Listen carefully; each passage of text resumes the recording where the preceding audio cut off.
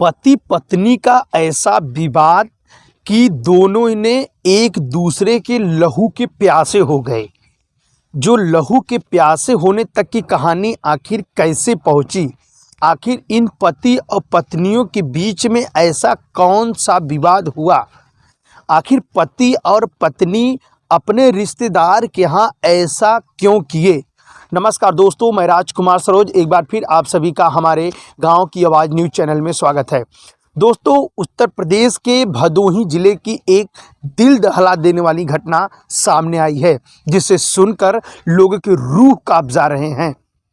जब लोगों की शादियां होती हैं तो लोग खुशियों के बंधन में पीढ़ियों को आगे बढ़ाने के लिए एक प्रकार से शादी की जाती है।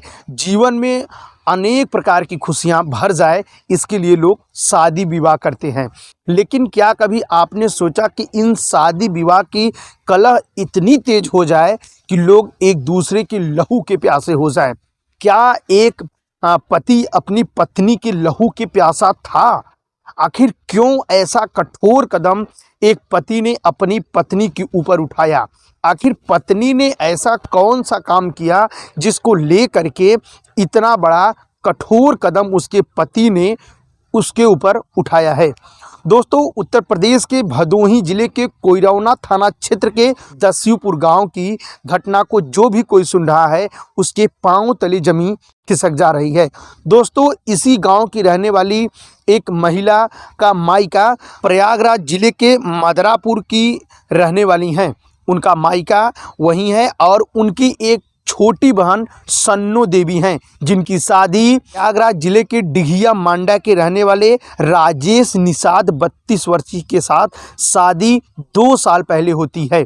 इन दोनों की शादियां होने के बाद पति और पत्नी अपने जीविकोपार्जन के लिए ये लोग गोवा चले जाते हैं, जहां गोवा जाने के बाद पति और पत्नी के बीच में विवाद हो जाता है और पारिवारिक कलह की वजह से पत्नी वहां से चल देती है। 4 दिन पहले पत्नी अपने मायके पहुंचती है। इसके बाद फिर वो भदोही जिले के कोइरौना थाना क्षेत्र के दस्यूपुर गांव अपनी बहन के यहाँ आ जाती है और पत्नी को खोजते खोजते राजेश निषाद अपने साढ़ू के यहाँ मतलब भदोही जिले के दस्यूपुर गांव में पहुंच जाता है। शुक्रवार की शाम पति और पत्नी के बीच फिर से विवाद शुरू हो जाता है। वहीं सन्नो देवी की बहन बीच बचाव करती हैं और मामला शुक्रवार को शाम को ही शांत हो जाता है।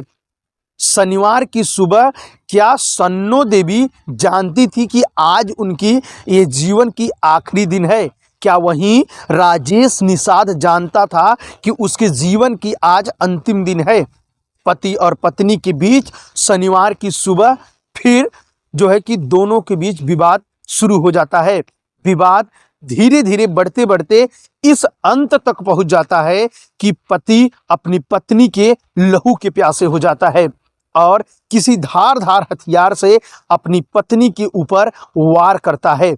इतना ही नहीं, कहानी और आगे जाएगी, लेकिन उससे पहले ये भी जानेंगे कि सन्नो देवी की बहन जो दस्यूपुर गांव की रहने वाली हैं, वो अपने बच्चों के साथ इसी गांव में रहती हैं। उनके पति व उनके ससुर जो है कि जीविकोपार्जन के लिए मुंबई में रहकर काम करते हैं। उन्हीं के पैसे से उनके दस्यूपुर में रहने वाले परिवार का जीविकोपार्जन चलता है। क्या उनको पता था कि उन्हीं का जो है कि जीजा उन्हीं की बहन को उन्हीं के घर खत्म कर देगा? दस्यूपुर गांव में जैसे ही राजेश निषाद ने सन्नो देवी के खून के प्यासा बना, कुछ ही मिनट बाद वह खुद उसी धारदार हथियार से अपने शरीर पर वार किया और कुछ ही मिनटों कह दें मौत हो गई। दोस्तों, यह जो कहानी दो परिवारों के बीच की विवाद इतनी बढ़ गई कि पति ने अपनी पत्नी की खून कर दिया। मतलब धारदार हथियार से पत्नी को मारा, इसके बाद उसी धारदार हथियार से अपने ऊपर गंभीर वार कर लिए, जिससे दोनों की घटना स्थल पर मौत हो गई है। बताना चाहेंगे कि इस घटने की जानकारी जैसे ही पुलिस के पास पहुंची, वैसे ही घटने की सूचना मिलते ही तुरंत भारी पुलिस फोर्स व पुलिस के आला अधिकारी घटना स्थल पर पहुंचे और घटने का जायजा लिए। एडिशनल एसपी घटने का खुद जायजा लिए और पुलिस ने शव को कब्जे में लिया और पोस्टमार्टम के लिए भेज दिया। लेकिन दस्यूपुर गांव में ये जो घटना घटी, इससे लोगों की रूह कांप गई। मीडिया के सुर्खियों में साढ़ू के यहाँ आकर के पति और पत्नी ने इतना बड़ा कांड कर दिया, जिसको लेकर के हर कोई दंग रह गया है। बहरहाल राजेश निषाद और उसकी पत्नी की मौत हो गई, लेकिन फिर भी दस्यू गांव में इस बात की चर्चा है कि आखिर इन दोनों के बीच ऐसा कौन सा विवाद था जो आज इन दोनों की जिंदगी खुद ही खत्म हो गई। बहरहाल ये खबर आपको कैसी लगी? दस्यूपुर की घटना को आप किस नज़रिए से देखते हैं? जो पति और पत्नी के बीच हुए विवाद में पति ने ऐसा कठोर कदम उठाया है, इसको लेकर आप क्या सोचते हैं? अपनी राय को आप हमें कमेंट बॉक्स में दे सकते हैं। खबर अगर अच्छी लगी हो तो चैनल को सब्सक्राइब करें, वहाँ खबरों को ज़्यादा से ज़्यादा शेयर करें, ताकि इसी प्रकार की खबरें हम आप सभी के बीच लेकर आते रहें।